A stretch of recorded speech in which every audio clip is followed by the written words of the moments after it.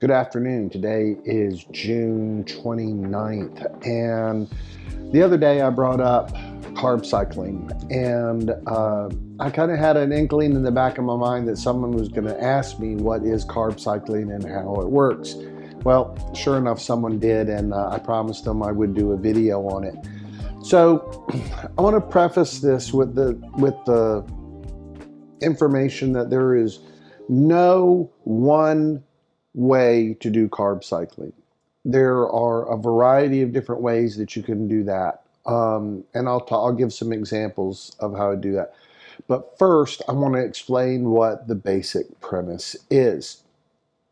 Now, so when we think about our basal metabolic rate, that is, we have our basal metabolic rate and we have our resting metabolic rate.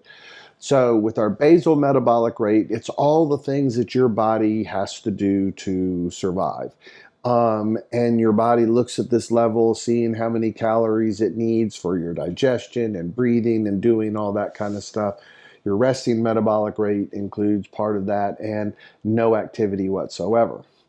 So when someone says my metabolism is really low, they're generally referring to their basal metabolic rate. So let's go get into our way back in time machine. And, when we were still, as a people, hunters and gatherers, there were times of feast and there were times of famine. And there were times, I'm sure, when the Homo sapiens or whatever, and, whatever went before that line had times where food was getting pretty scarce, and they might go days without any substantial food. And what our bodies are designed to do is that when we get food and we're very energetic, our basal metabolic rate goes up.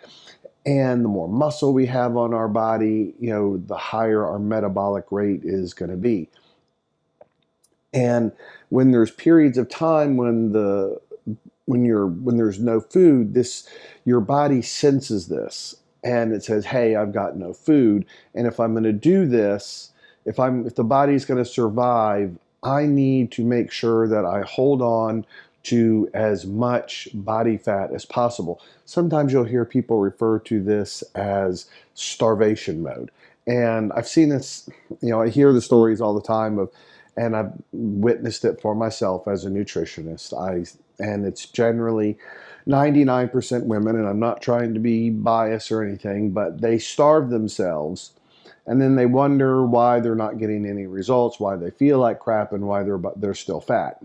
It's because they're sending a signal to their body saying, store every bit of fat you possibly can, burn off as much glycogen as you possibly can. So it's very hard for them to accept the fact that you need to eat several small meals to help spark, to tell your body, hey, I'm not in starvation mode and it is okay to burn fat. And then once I start exercising and I'm in that fat burning zone, to use fat as a fuel. So I also want to clear up another myth. You cannot eat a certain food and it will magically burn fat or magically raise your metabolic rate. If you believe that, I have some oceanfront property in Arizona that I would like to sell you. Here's the idea behind carb cycling. So we're doing carb cycling because we are trying to lose weight, burn fat. So we get into a caloric deficit and we drop our carbohydrates and we watch our level of fats and we keep those protein levels high so we don't burn up too muscle, go catabolic. And then you're exercising, you're doing your fat burning cardio, and now your body's like, okay, I got to burn this fat. I'm burning this fat. Then after 3 days or so, your body is sensing, hey, where are my carbs? I'm always hungry.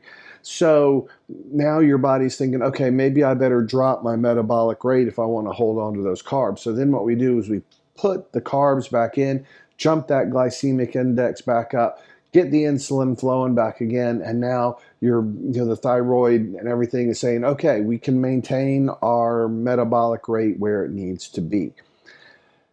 And then you're constantly tricking the body that I need food, I'm depriving it of food, so let's burn fat and bring the levels back up. That is the basic theory. Now, there are a number of ways to do that, and I'm going to explain to you how I personally do it and how I handle it with my clients. And then I'll give you some examples of how some other coaches do this.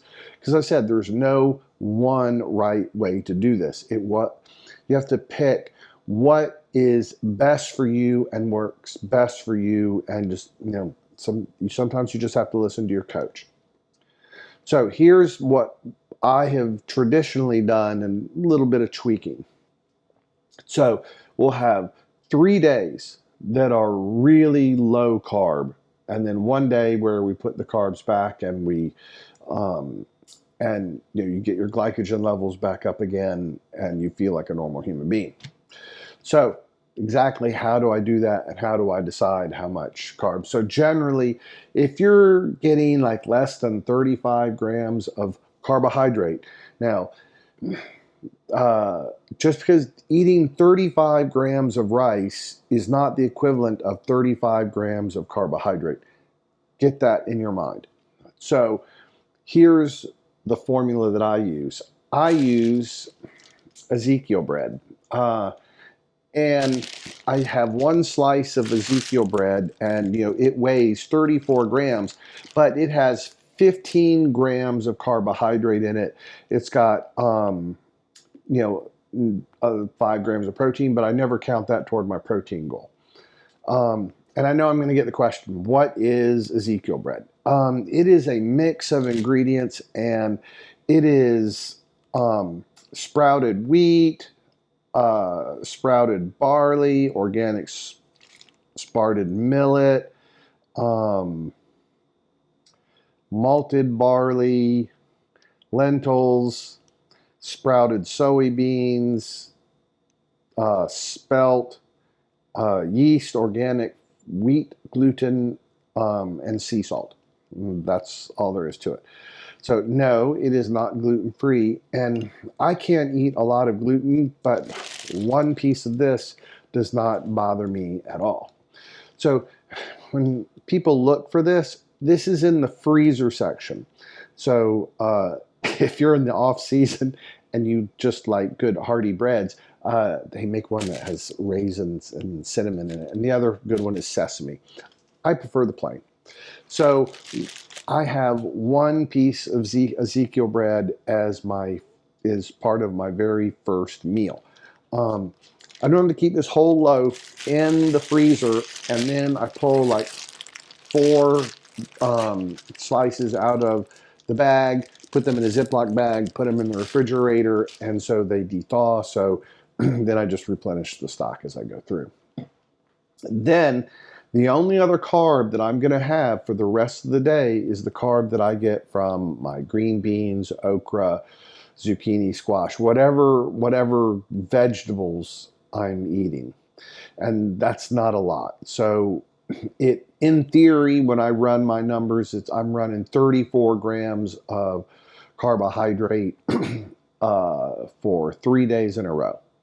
Then I'm adding in on my high day, I have 2 5-ounce servings of 141 grams of rice, white rice.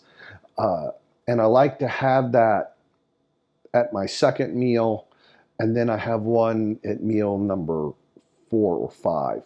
So, and I hopefully the stars will align that maybe I'll have my leg day on a high carb day, or the day after a high carb day, because that way I've got the glycogen stores back into my body, and then I can push harder on leg day. It just happened to work out like that on Friday.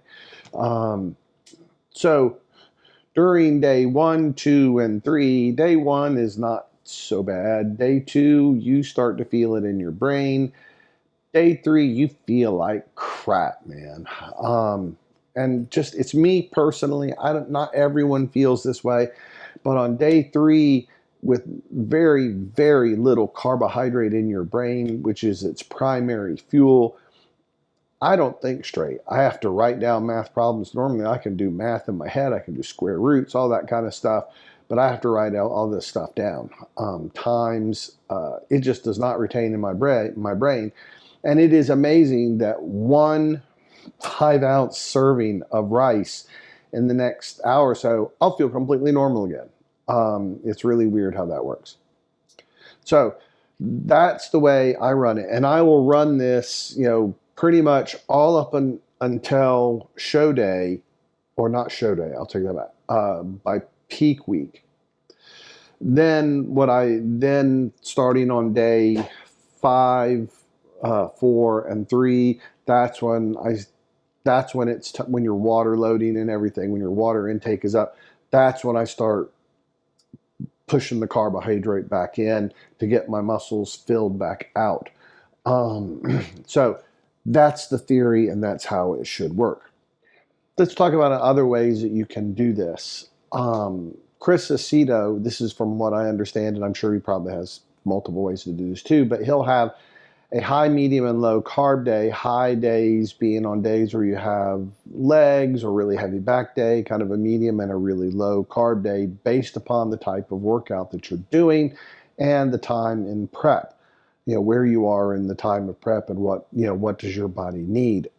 I've heard other ways of doing this where people kind of do this instinctually. I'm not big on that. Or they'll do their high carb days only on the days where they have leg day or they know it's going to be a brutal workout, and then the rest of the days are low days. I'm more into kind of a fixed schedule because I'm kind of an OCD type of person anyway. So that's the way that I would run it. So every client and every athlete is different. Coaches have their different philosophies. So as I say, there's more than one way to skin a cat. And so I'm not saying that there's a right way or a wrong way to do this. A lot of coaches and people go, well, this has worked for me and I'm going to experiment this with you and we'll see how it works for your individual physiology. And by the way, your carb source that you use, as I said, I prefer Ezekiel bread and rice. Those are 2 things that I know do not upset my stomach. If you want to use oatmeal, grits, cream of rice, cream of wheat, pasta, sweet potato, other types of potato, you can use whatever carbohydrate you want. The key is you need to use a carbohydrate that will not bloat you or bloat your client. It has to be easily digestible and something that they enjoy and they look forward to. All right, I hope that covers it. I hope you found this interesting. Please hit that like button and subscribe to the channel. And please follow me on Instagram at masters_muscle. And if you need a discount on Evogen products, which I love, I use a lot of them, you can use my code Yakov10 off. And until next time, I'll see you later. This is Yakov Patron.